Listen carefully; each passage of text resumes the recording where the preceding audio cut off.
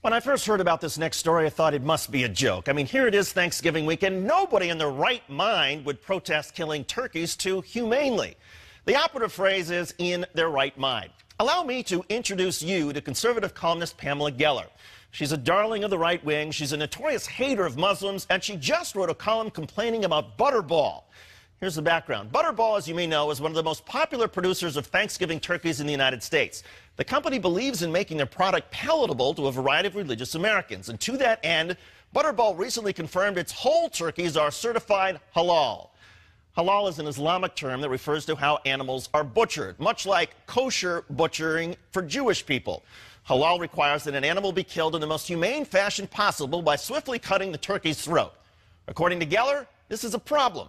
Why should we be forced to conform to Islamic norms? It's Islamic supremacism on the march yet again. Yes, according to Pam Geller, it's Islamic supremacism. She went on to write, quote, non-Muslims in America and Europe don't deserve to have halal turkey forced upon them in this way, without their knowledge or consent. So this Thanksgiving, fight for your freedom. Find a non-halal, non-Butterball turkey to celebrate Thanksgiving this Thursday, and write to Butterball and request politely but firmly that they stop selling only halal turkeys and make a non-halal turkey available to Americans who still value our freedoms. Pam, we're talking about turkeys, and allow me to enlighten you and your readers.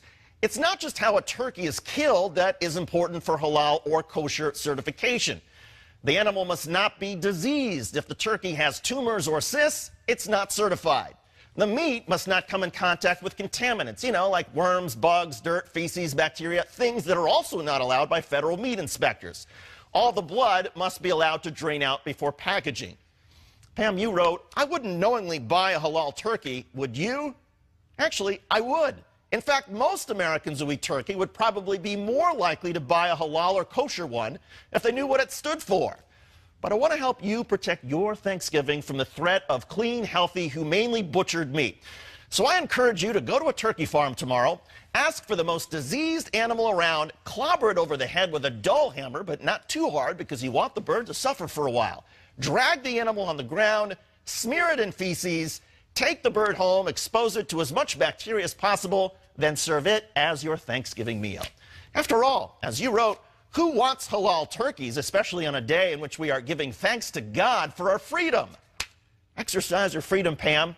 Go with diseased, dirty, infected turkey meat and let us know how your family and guests enjoy the holiday at your house or whatever insane asylum these days you are calling home.